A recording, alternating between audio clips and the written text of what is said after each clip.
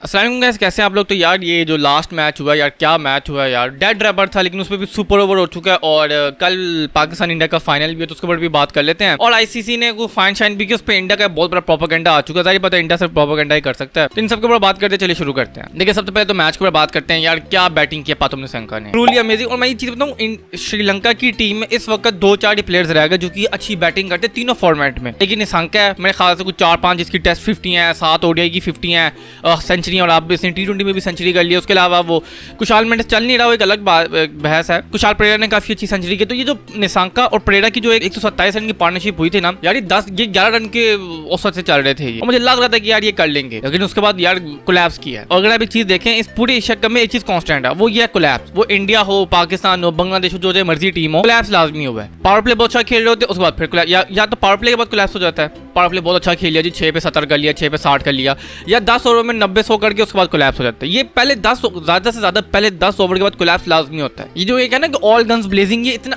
देखें, all gun blazing आप England की पिचों पे कर सकते हैं, क्योंकि अब आजकल इंग्लैंड की विकेट भी फटा है। इंग्लैंड की पिच इसलिए सूटेबल है क्योंकि एक तो वो तेज विकेट है, बॉल बहुत तेज आती है, आपने बस टाइमिंग करनी और चौका छक्का लग जाना है। दूसरी, अगर आप देखें T20 विकेटें जो बन रही है इंग्लैंड में, वो बहुत बैटिंग पैराडाइज है। बॉल इतनी घूमती नहीं, हाँ तेज आती है लेकिन बॉल इतनी सीम स्विंग नहीं करती। लेकिन ये जो एशियन विकेट्स हैं, ये जो दुबई की विकेट्स हैं, ये जो मिडिल ईस्ट की जो पिचेस हैं, इनमें बॉल फंस के आता है, स्लो आता है, गेंद रुक के आता है, गेंद लो रहता है। अब इस पे आप ये नहीं कर सकते कि गधों की तरह जो है ना घुमाई जाओ इंटेंट हो रही है। और वो ठीक है, अभिषेक शर्मा कर सुपर हम आते हैं, लेकिन ये जिस टीमों को देखनी चाहिए कि यार क्या हो जाता है 6-10 ओवर के बाद, ऐसा क्या आप देखिए कांस्टेंट है। 10 ओवर के बाद तो ऐसी टीम में कोलैप्स करती है, मतलब अगर एक टीम ने 10 ओवर में 100 स्कोर किया ना और एक भी नहीं आउट, 15 ओवर में 130 होता है और 4 आउट हो जाते हैं।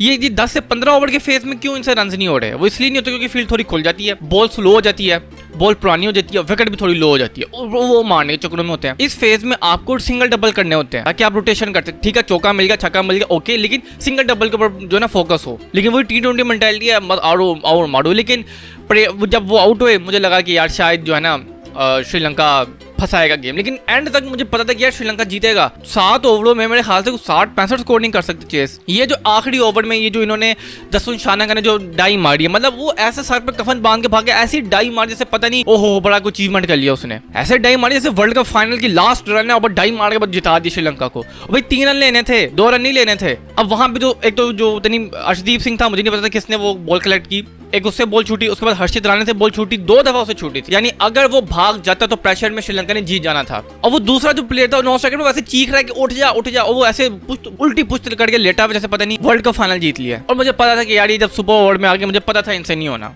क्योंकि इंडिया सुपर ओवर में बहुत अच्छा खेलता है। ये जब प्रेशर में आते हैं ना, इनका दिमाग ज्यादा चलता है। क्यों? क्योंकि सिस्टम से रगड़ा खाया होता है इन्होंने। हमारी तरह नहीं मुंह उठा के किसी को 2 T20 जिसने खेले हैं उसको कप्तान बना दिया। कोई एक प्लेयर इस टाइम पाकिस्तान की क्रिकेट टीम में, एक प्लेयर मुझे बता दो जो डोमेस्टिक से रगड़ा खा के आया हो, साहिबजादा फरहान के अलावा, दैट्स इट। वो साहिबजादा फरहान भी इसलिए आया क्योंकि बहुत से लोग ये सोच रहे कि PSL से आया ना, ये पहले भी खेल रहा था, लेकिन ये पहले ऑन एंड ऑफ था। और एक सीरीज खेल रहा है, फिर ड्रॉप हो रहा है, फिर एक सीरीज खेल रहा है, फिर ड्रॉप हो रहा है, फिर एक सीरीज खेल रहा है, फिर ड्रॉप हो रहा है। ये तो PSL के बाद इसका थोड़ा फ्यूरोड हुआ, लोगों ने देखा यार ये तो बड़ी अच्छी बैटिंग है, इसको T20 में रख लो। सो एक पाकिस्तान के पास सिर्फ बैटर है जो थोड़ा सा डोमेस्टिक से रगड़ा खा के आया, वो है साहिबजादा फरहान। तो इसलिए वो थोड़ा ऑन एंड ऑफ परफॉर्मेंस दे रहा है, वरना कोई या दूसरा ये सलमान अली आ गया, ये भी डोमेस्टिक से रगड़ा खा के आया, ये भी टेस्ट मैच से, ये बेसिकली टेस्ट प्लेयर था। डोमेस्टिक में ये टेस्ट क्रिकेट खेलता था, ODI क्रिकेट खेलता था। तो वो लोग जो कहते थे कि जी मैं भी मानता हूँ यार जो रेड बॉल खेल सकता है वो दुनिया की सारी गेंदें वो हर किस्म की क्रिकेट खेल सकता है, लेकिन ये सलमान अली आगे ने प्रूव किया कि नहीं, जो टेस्ट प्लेयर है वो हमेशा टेस्ट खेल सकता है, T20 उसके बस की नहीं है। 80-90। अब आपने श्रीलंका को देखा है ना, उन्होंने कुलदीप यादव को किस तरह खेला है, सिर्फ स्वीप मारी है। इस किस्म के जो नॉन कन्वेंशनल जो स्पिनर होते हैं, जैसे कुलदीप यादव हो गया, वरुण चक्रवर्ती जो मिस्ट्री स्पिनर होते हैं या जो लेफ्ट चाइनामैन स्पिनर होते हैं, इनको आपने स्वीपों पे आपने पकड़ना होता है। अब आप देखिए कुशाल परेरा और ये पाथुम निशंका ने क्या किया, अपने आपको थोड़ा सा रूम दिया और उन्होंने स्वीप शॉट्स खेली, दैट्स इट। और उन्होंने कोई ऐसे निकल के छक्के नहीं मारे उन्होंने। और हम ऐसे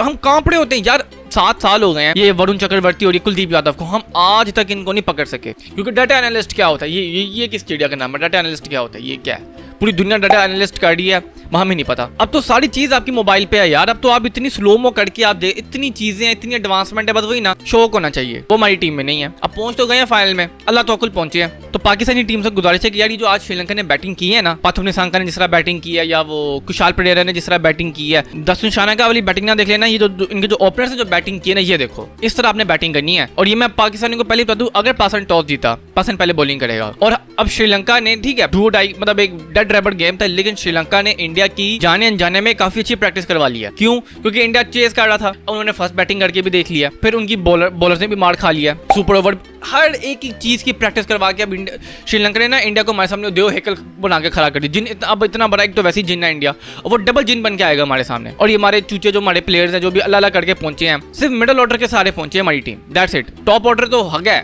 और ऐसा हगा है पता नहीं, फाइनल मैच है, क्लिक भी कर सकते हैं, लेकिन उम्मीद कोई नहीं है। 95 और 5 है, 90-10 भी नहीं, 95-5 है इंडिया पाकिस्तान, 95 इंडिया 5% पाकिस्तान है, जो मर्जी कर लो। हाँ, पाकिस्तान अगर वही जैसे 2017 की चैंपियंस ट्रॉफी थी, वही वाले सीन लग रहे हैं। अब आप 2017 की चैंपियंस ट्रॉफी देखें, सरफराज अहमद की ऐसे कैचेस छूटे थे ना, वो बंदा बिलीव नहीं कर सकता था कि श्रीलंका, उस जमाने की श्रीलंकन टीम अच्छी थी, ये कैचेस छोड़ लिए। और 4 कैचेस छोड़े थे, आमिर के भी कैचेस छोड़े, जो ये आमिर के ऊपर मैं आता हूँ जरा, जो इतना बड़ा होता है ना कि ये भी बुरा है, वो भी बुरा है, मैं पता नहीं बहुत बड़ा हूँ, एक सुपर ओवर तो तुमसे हुआ नहीं है।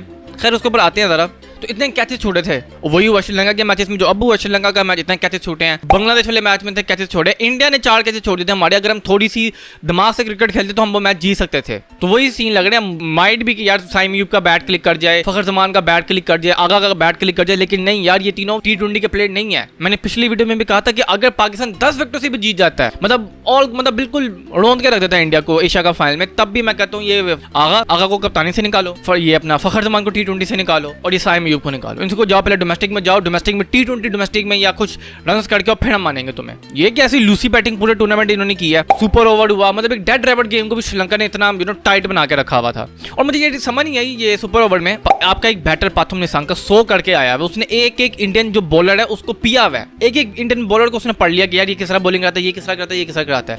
आपने उसको छोड़ के आपने दसुन शानगा को भेज दिया। ये क्या मतलब, जयसूर्या ने क्या ऐसी, मुझे समझ नहीं आई कि इतना बड़ा लेजेंडरी प्लेयर की क्या उसने सोचा। सबको पता था कि यार ये क्या कहते हैं परेड़ा, और ये उसको भेजेंगे निशांका को। ये तो ऐसी लूसी किस्म की इन्होंने की है, और वही हुआ, पहली बॉल पे आउट हो गया। वो पता था कि यार इनसे नहीं होना, और इंडिया सुपर ओवर में बहुत तगड़े, इंडिया आज तक अभी सुपर ओवर नहीं हारा। वो भाई वो बहुत तगड़े होते हैं सुपर ओवर में, वो कैलकुलेटेड आते हैं, वो हमारी तरह नहीं अल्लाह तो ठीक है चल के वरना चल गई तो चांद तक वरना शाम तक। सो इंडिया को भी काफी धचका लगा होगा कि यार वो भी देख रहे होंगे कि यार ये फाइनल से पहले हमें उनको वेकअप कॉल लाजमन मिल चुकी है। अब मुझे लग रहा है कि अगर वो अर्शदीप सिंह को खिलाएंगे ये फाइनल, तो जरा अर्शदीप सिंह को देखिएगा, ऐसा फुल देशभक्ति दिखाएगा ना कि मैं तो ओ हो इंडिया का ये, क्योंकि माइनॉरिटी है ना। अब वो हर संडे को, हर मतलब अगर इरफान पठान को देखें, हर दूसरा ट्वीट उसका पाकिस्तान के ऊपर होता है। उसके नीचे किसी ने बंदे ने ना कमेंट किया था, बड़ा अच्छा कमेंट किया था, उसने कहा ठीक है हम मानते कि आप ठीक है मुसलमान है, लेकिन हम मानते कि आप इंडियन है, इतना ज्यादा देशभक्त ना करें, आपका हर दूसरे दिन इंडिया पाकिस्तान का ट्वीट होता है। अगर इतने ही आप देशभक्त हैं तो बॉर्डर पे खड़े हो जाओ, स्पॉट ऑन। बड़ा अच्छा कमेंट किया इसने यार। अगर इरफान पठान से भी मैं कह दूं कि बच्चे अगर तुझे इतना ही देशभक्ति करनी है ना, तो बॉर्डर पे आ जा जरा, घर बार छोड़, वो जो तुम्हें जो आसाइशी और जो अलाइशी मिली हुई है ना, वो छोड़ के आओ जरा। हाँ, एक और चीज मैं बात करना चाहता हूँ कि मैं तकरीबन कल से मैं देख रहा हूँ कोई बात नहीं कर रहा इसके ऊपर, अर्शदीप सिंह ने जो सुपर ओवर करवाया, और यही सुपर ओवर आमिर साहब ने भी करवाया था, आपको याद होगा यूएसए वाले गेम में। लोग तो बाबर को गालियां देते थे, अब तो वो यूएसए खत्म हो गई है टीम, मेरे ख्याल से उनका मकसद सिर्फ पाकिस्तान को हराना था। लोग बाबर को गालियां दे देते हैं क्योंकि वो सारी बात है, वो मीडिया के ऊपर आता है, इंडियंस खुश होते हैं, बड़े चस्के लेते हैं। वो किसी ने इसके ऊपर बात की कि ये आमिर ने क्या सुपर ओवर कराया था, तकरीबन 10 से 11 को उसने वाइडे कराई थी। अगर आप देखें सुपर ओवर, मुझे मेरा दिल नहीं कर रहा कि वो खोलने को, इतनी शर्मिंदगी होती है। और वो बंदा हमारा क्रिकेट एनालिस्ट है। अब आप देखिए पाकिस्तान क्रिकेट एनालिस्ट कौन है, कामरान अकमल। जो बंदा अगर बोलने से बेहतर अगर वो अपनी कीपिंग के ऊपर प्रैक्टिस करता ना, शायद वो बेहतरीन कीपर बन जाता। एक कैच इसने नहीं पकड़ा, उसके बाद अहमद शहजाद। इस बंदे की टोटल अचीवमेंट ये कि इसने बांग्लादेश की लूसी टीम के ऊपर T20 सेंचुरी की थी, दैट्स इट। ये उसकी, और उस टाइम की थी जब पूरी दुनिया T20 समझ रही थी कि ये इसको खेलना कैसे। 2013-14 में की थी, जब T20 लोग समझ रहे थे। उस टाइम भाई साहब ने आके बांग्लादेश की लूसी टीम को पड़ा के मार लिया। आप कहते जी इतना बड़ा थिंकिंग बॉलर है, और ये है और वो है और फलाना है और ढिमकाना है, पता नहीं क्या PhD करके आया भाई। ये इतना दिमाग नहीं है कि भाई तू अपनी पेस नीचे की डाले। अपनी तरफ से तो आमिर फुल आता कि मैं 250 की रफ्तार फेंकूंगा, 90 की रफ्तार पे वो गेंदे करा रहा, तो सारी वाइडे कराई है। वो ठीक है, 100 बातों की एक बात तुमने बाबर को गाली दी। तुम जरा ये तो तुमने सुपर ओवर देखा है अर्शदीप का, किस तरह उसने सुपर ओवर करवाया। मैं कहता अर्शदीप 10 रन भी खा लेता ना, इंडिया ने चेस कर लेना था।